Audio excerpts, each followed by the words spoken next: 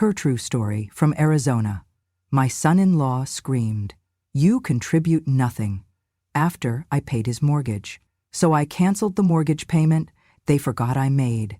He raised his voice. I raised the bank statement. Dinner was almost ready. The scent of baked chicken and rosemary hung in the air, mixing with the dull sound of television static from the living room. Emily was spooning mashed potatoes onto a serving platter while I set the table, slowly, carefully, as I always did now. My joints were stiffer these days.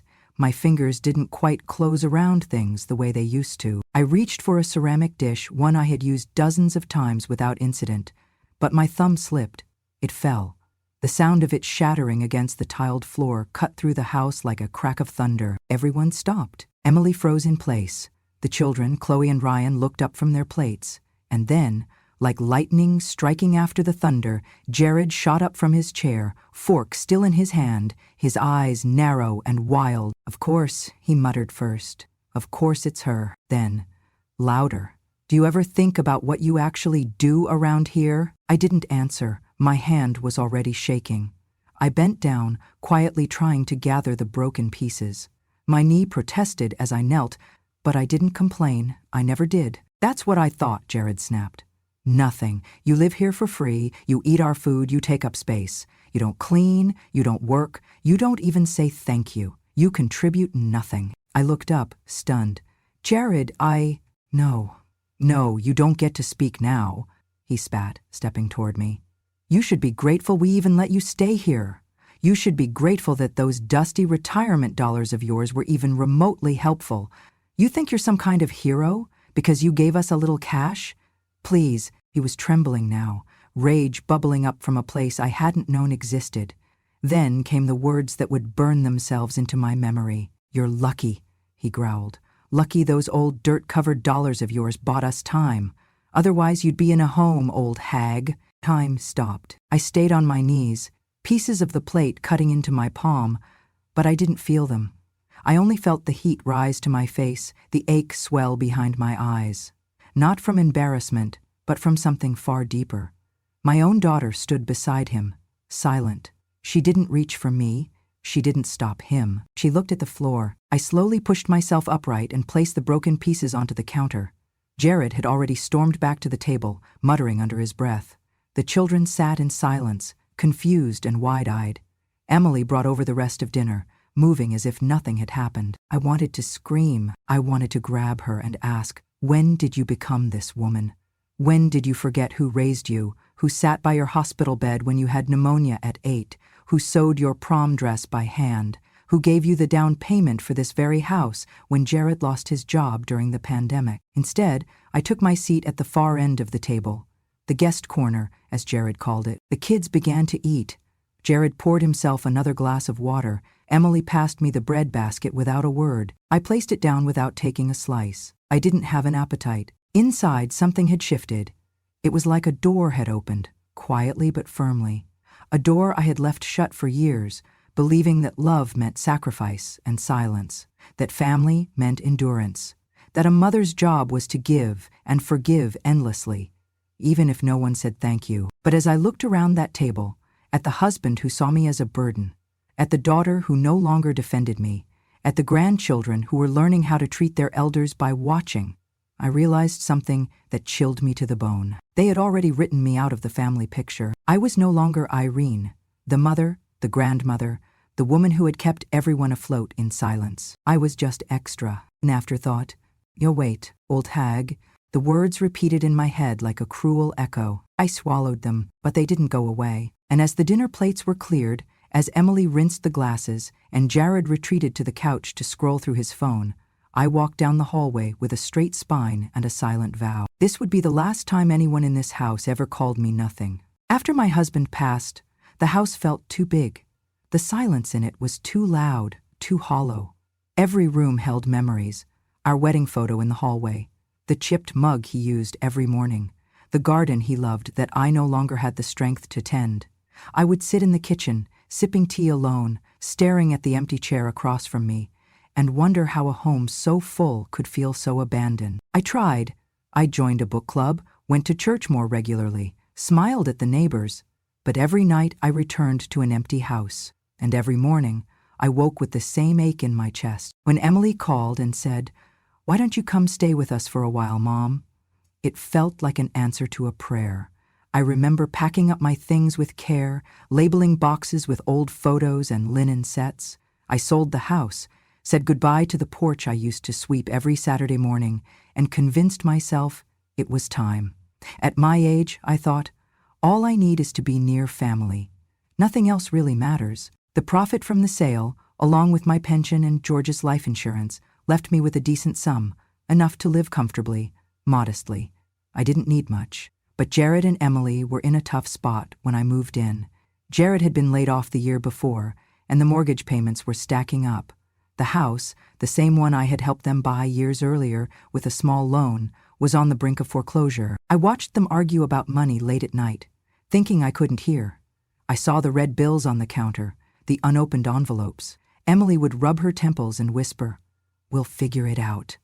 But I knew they wouldn't. So one afternoon, when they were both out, I went to the bank. I didn't ask for permission.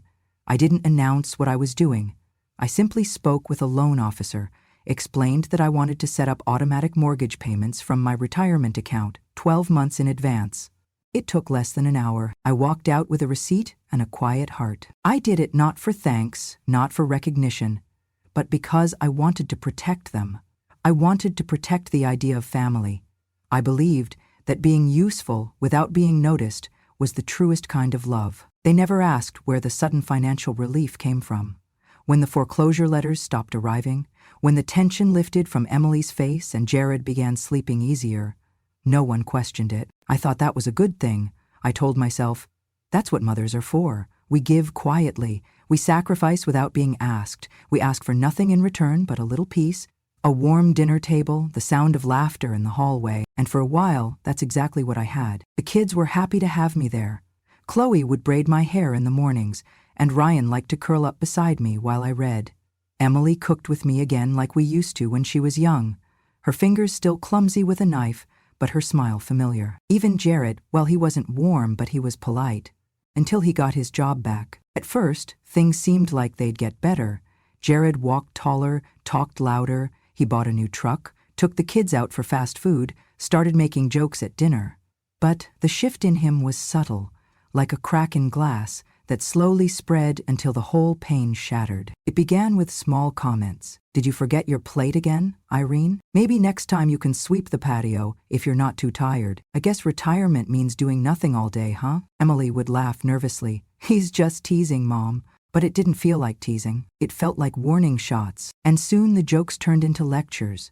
If I missed folding the laundry or asked about the thermostat being too high, Jared would roll his eyes and mutter, "You're not paying for it." If I voiced concern about the kids staying up late, he would say, "They're not yours to raise." Emily would sometimes take my side, quietly, after he left the room. But mostly, she just avoided confrontation. She told me, "He's under pressure, Mom. He doesn't mean it, it's just his way." But I had seen enough of his way to recognize it for what it was. One night after dinner, I offered to help with dishes. Jared leaned back in his chair and said, "Why start now?" And Emily said nothing. I walked to my room and closed the door. That night, I couldn't sleep. I sat in the dark, watching the shadow of the trees outside sway against the window, and I thought about the 12 months of mortgage payments I had covered.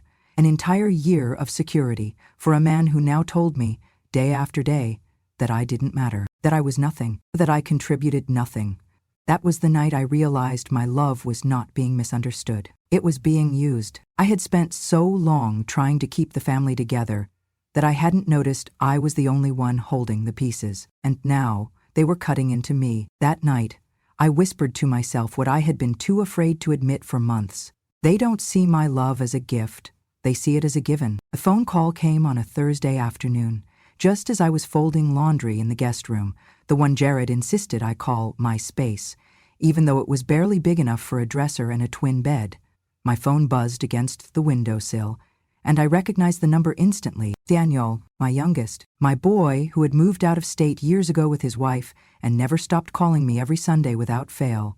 I picked up quickly, already smiling, trying to sound as normal as I could. "Hi, sweetheart," I said, softening my voice. "Mom," he said, his voice calm but too quiet. "Are you okay?" I blinked. "Of course I am." "Why?" There was a pause. "I just got off the phone with Emily.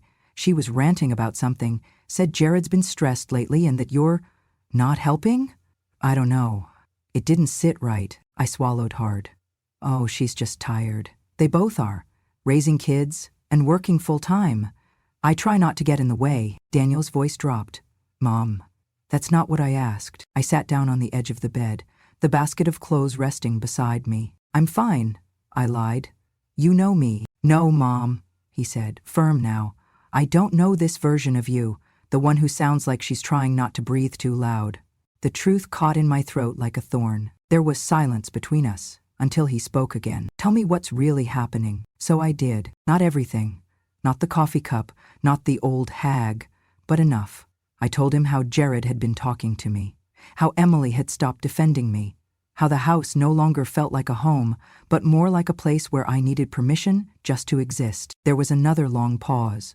Then, quietly but clearly, Daniel said, "Come live with us." I was stunned. "What?" "Me and Amanda have talked about it before. If things ever got bad, we'd make room. You'd have your own bedroom, real space. The kids would love having Grandma close." "Oh, Daniel," I said, my voice trembling. "That's so kind, but I can't." "Why not?" he asked, confused, almost pleading. I looked at the window. The sunlight was slanting through the blinds, making soft stripes across the floor. "Because there's something I have to finish first," I said. He didn't understand. Not right away. "Mom, you don't owe them anything," he said.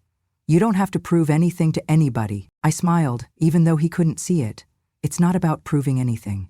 It's about making sure they learn what happens when you treat love like a bank account that never runs dry." He exhaled, quiet for a while.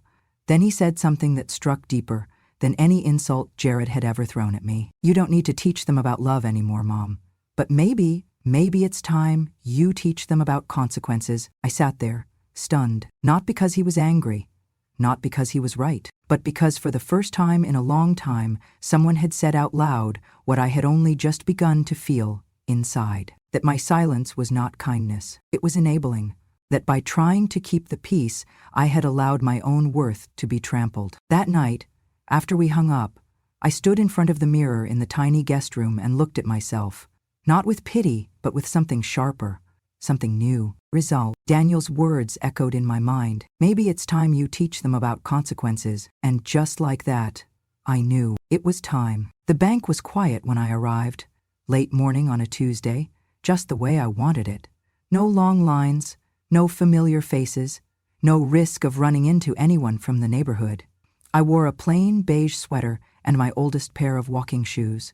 I looked like someone coming in to ask about a forgotten PIN number, not someone about to pull the pin from a very silent grenade. The teller directed me to a financial services representative, a young woman named Claire with warm eyes and soft-spoken words. She led me to a small cubicle in the corner and asked how she could help. I reached into my purse and pulled out a worn envelope.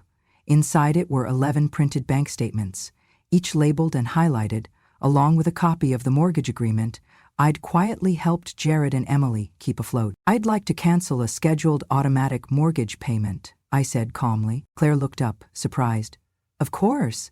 Do you have the account number?" "I do," I said, sliding the documents forward. She scanned the papers, her eyes pausing as she took in the numbers. Monthly payments of $1,495. Over 11 months, nearly $18,000. All coming directly from my retirement account, all under my name.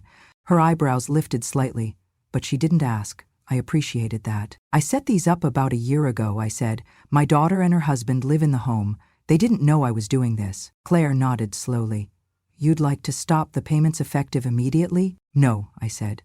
"I'd like to stop them after this month's payment so one more will go through, then nothing.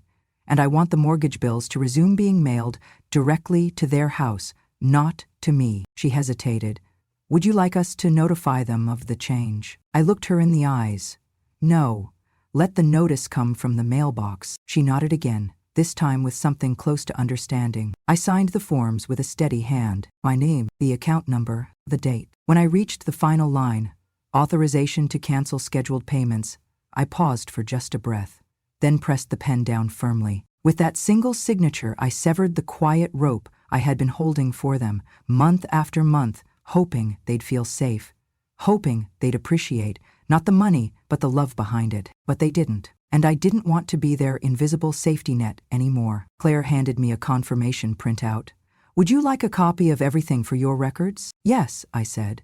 And a printed summary of the payments made this past year. I want to keep them. She stapled the pages together and passed them across the desk. I placed them back into the envelope with slow care, folded it once, and slid it back into my purse. Thank you, I said as I stood. You've been very kind, she smiled. It was a pleasure helping you, Ms. Jennings. I stepped outside into the Arizona sunlight. The warmth hit my skin like a quiet applause. The sky above me was pale blue and cloudless. Not a single breeze stirred the air. But inside, I felt something shift. Not rage, not revenge, just finality. I wasn't walking away from them. I was walking back to myself. Back to the woman who had earned every dollar in that savings account through decades of teaching, of budgeting, of late nights planning her husband's medication schedules, of packing lunches and balancing checkbooks. They hadn't just insulted my generosity, they had insulted my life. And now, with the payments scheduled to end in exactly 30 days, the clock had begun ticking. Not a bomb in anger, but a timer of truth. The kind that would show up in a mailbox with bold red letters that read, urgent, past due. And when it did, Jared would no longer have my silence to hide behind. He would face his own reflection, not mine. I took the bus home, sat by the window, and held my purse tightly in my lap the whole way. Inside that envelope was more than paperwork. It was a record, a history, a reminder of what they took, of what I gave, and of the moment I stopped letting love be mistaken for permission. It began with a letter, a plain white envelope with the bank's logo in the corner and bold red text stamped across the front. Final notice. Payment overdue. Jared tore it open at the kitchen counter, expecting some clerical error, some trivial mix-up that would be resolved with a phone call. But when he read it, the color drained from his face. 2 months overdue. Immediate risk of foreclosure, penalty fees, escalation pending. He read it again, slower this time, then again. Emily was feeding the kids in the next room when she heard his voice rise. What the hell is this? He slammed the envelope onto the table and paced. They're saying we haven't paid the mortgage in 2 months. That's not possible. Emily rushed in, wiping her hands on a towel. What are you talking about? He held up the notice, his voice climbing with every sentence. They're saying the payment stopped in April, that we're 2 months behind, that we're in default. I didn't touch anything. Emily's eyes widened. Wait, what? But the payment's always been automatic, hasn't it? You set that up last year. Jared stared at her. Then his gaze narrowed. He turned slowly toward me. I was seated quietly at the end of the dining table, a book in my lap. I had heard every word, of course. I had been waiting. He stepped closer. Irene, did you touch the mortgage account? Did you mess with something? I closed my book, placed it gently on the table, and looked up at him. My voice was calm. No, Jared, I didn't touch your account. His jaw clenched. Then how the hell? They said someone canceled the payments. Someone who was making them before. That wasn't me. Emily turned toward me, her face pale. Mom? Wait. Was it? Jared interrupted. Wait, are you saying you were the one paying the mortgage? I didn't answer right away. Instead, I reached into my cardigan pocket and pulled out a thick folded envelope. I laid it on the table and slowly pushed it toward him. Inside were the printed statements. Every transfer, every confirmation, every month, for the past 12 months. Nearly $18,000. Paid in full, by me. He opened the packet, flipping through the pages in disbelief. His eyes scanned line after line of dates, amounts, account numbers, and my name. This can't be real, he whispered. Emily covered her mouth with one hand. The room went silent except for the faint hum of the refrigerator. Then I spoke. You said I don't contribute, that I do nothing, that I'm just an old woman lucky to be under your roof. I paused, letting the words land where they should. So, I stopped contributing. Emily's eyes filled with tears. Mom, why didn't you say anything? Because I shouldn't have needed to, I said softly. I thought love would be enough. I thought generosity could speak for itself, but when someone throws it in your face, calls it a burden, well, Sometimes silence has to end. Jared stood, frozen, his lips parted, but no sound came out. And in that moment, he understood. Not just what I had done, but what it had meant. For a year I had kept their roof from crumbling. For a year I had given without credit, without applause, without even acknowledgement. And for what? To be told I contributed nothing? That I should feel grateful. I didn't want to embarrass you, I said, but I won't let myself be embarrassed anymore. Jared sank into a chair, the letter still in his hands. Emily turned away, tears rolling down her cheeks. I suggest you call the bank, I said, rising slowly to my feet. They'll tell you exactly how long you've had to stand on your own, and how fast it's slipping away now. I left the room, walked down the hallway, and closed the door behind me with a steady hand. In that house, in that moment, the truth had finally spoken louder than Jared's voice ever could. The house was officially repossessed on a Thursday morning. A white van from the bank pulled up to the curb before the sun had fully risen. Two men in buttoned shirts and clean boots stepped out with clipboards and polite voices, knocking on the door like they had done this 100 times before. Jared answered, still in sweatpants, hair unkempt, face drawn. I watched from the hallway, invisible to him as always, as the words landed. Foreclosure finalized. You have 48 hours to vacate. He stood silent, the document trembling slightly in his hand. His eyes were bloodshot. No rage this time, no shouting, just a stunned silence, like he had finally run out of people to blame. Emily crumpled to the couch when she heard. She buried her face in her hands, sobbing, not the kind that asks for comfort, but the kind that comes from knowing you let something rot right in front of you and did nothing to stop it. That afternoon, as they packed boxes and made frantic phone calls, I quietly folded my clothes and zipped up a modest suitcase. My hands were steady, my breath even. The ache in my joints was there, but the heaviness in my chest, gone. Emily found me by the door, just as I was slipping my coat on. "Mom, please," she whispered. Her voice cracked. "You don't have to go. We'll figure something out." I turned and looked at her, really looked. Her eyes were swollen, her posture curled inward like a child who had just learned the world could hurt. Jared stood behind her, arms crossed, staring at the floor. He didn't say a word, couldn't. "I do have to go," I said quietly. "You both made this house a place where I disappeared." Emily reached for me, but I gently pulled away. "I don't hate you," I said, "but I'm not going to stay where love feels like a transaction." I placed an envelope on the small table by the entryway. Inside it was a letter, handwritten, simple. I didn't sign it with bitterness. I signed it with clarity. I was once the one who kept a roof over your heads, but now I need a roof that will keep me. I hope one day you understand the difference. She picked it up, but didn't open it right away. Maybe she couldn't. Jared, for once, didn't try to argue. His shoulders sagged under the weight of something he had built with his own arrogance and torn down with his own mouth. We didn't exchange a single word. I opened the door. The sun outside was gentle, Arizona in its golden hour, casting soft light on hard truths. Daniel's car was already waiting at the curb. He stepped out the moment he saw me, walking quickly to help with my bag. His arms wrapped around me in a way that said, "You're safe now." No hesitation, no resentment, no keeping score. As I sat in the passenger seat, I glanced once more at the house behind me, the place where I had hoped to grow old quietly, surrounded by family. Instead, it had become a shrine to resentment and entitlement. And now it was just a house again, not a home, not for anyone. As we drove away, Daniel reached over and squeezed my hand. "I'm sorry it came to this," he said. I shook my head. "Don't be." I let them believe my silence was weakness. Now they've heard what strength sounds like. The ride was long but peaceful, the kind of quiet that doesn't need to be filled. When we arrived at his home, my daughter-in-law Sarah was already on the porch with a warm smile and open arms.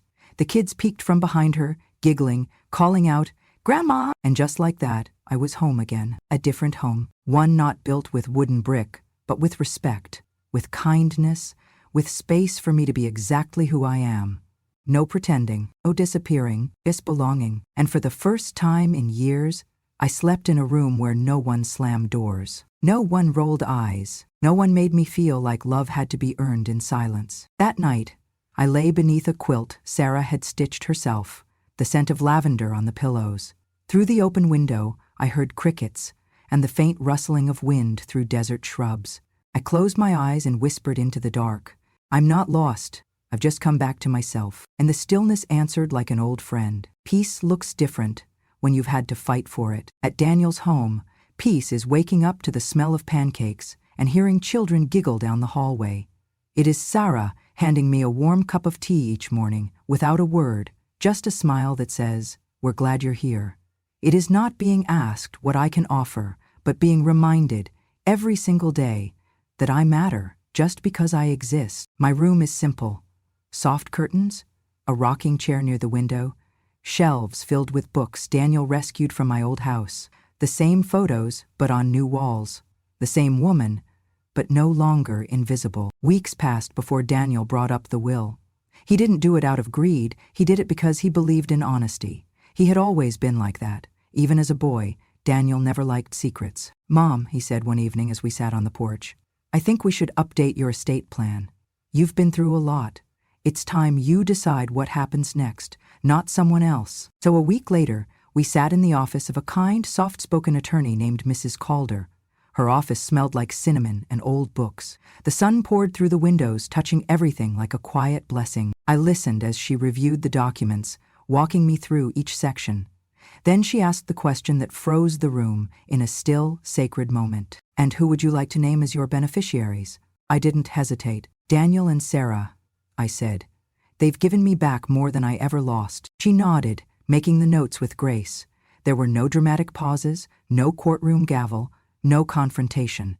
Just the sound of a pen signing away everything I owned, land, investments, savings, to the only people who had made me feel at home. That night, Daniel hugged me longer than usual. "Thank you," he whispered. "But just so you know, you never had to." "I know," I replied. "That's why I did." The next afternoon, Emily called. I saw the name flash on my phone and sat staring at it for a full minute. My thumb hovered above the answer button, not out of anger, but from a deep well of caution. I answered. "Hi, Mom."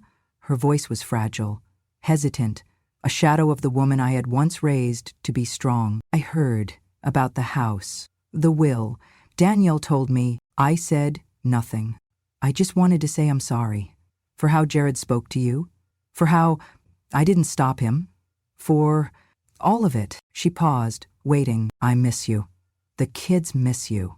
I was hoping maybe you'd forgive me. Maybe we could start over." I leaned back in the chair, watching birds land on the fence just beyond the window. I thought about the years I had spent believing that love meant endurance, that silence was dignity, that being family meant staying no matter how much it hurt. But now I had learned something else. "I forgive you, Emily," I said, softly but firmly. "I truly do." She let out a breath that sounded almost like a sob of relief. But then I added, "But forgiveness doesn't always mean starting again. Sometimes it just means letting go of the weight." The line went quiet. Then slowly she said, "So, you're not coming back?" I closed my eyes, letting the truth come out like wind through dry leaves. "No, I'm not." Silence again.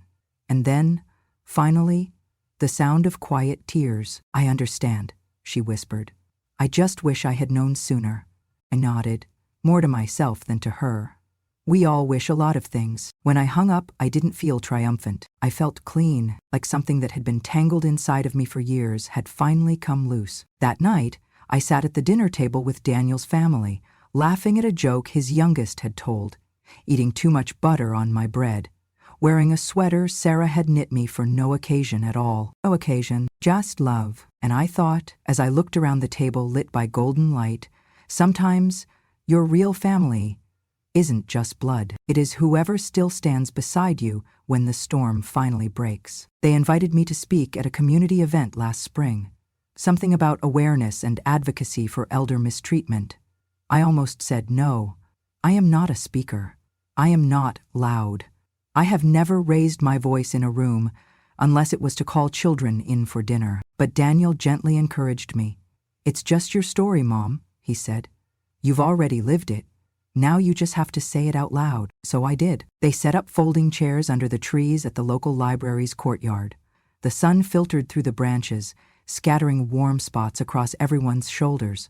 There were more people than I expected, young faces, older ones, even a few teenagers with their arms crossed, pretending not to listen, but staying anyway. I told them the truth. I told them about my house, my savings, the bank transfers, about the night the plate slipped from my hands, and the words that came after. I told them about Jared, about the silence of my daughter, about the weight of staying quiet, not because I had nothing to say, but because I believed my love was best proved through endurance. And then I told them about the moment I chose to stop enduring. When I paused, no one moved. Then a young woman in the front row wiped her face.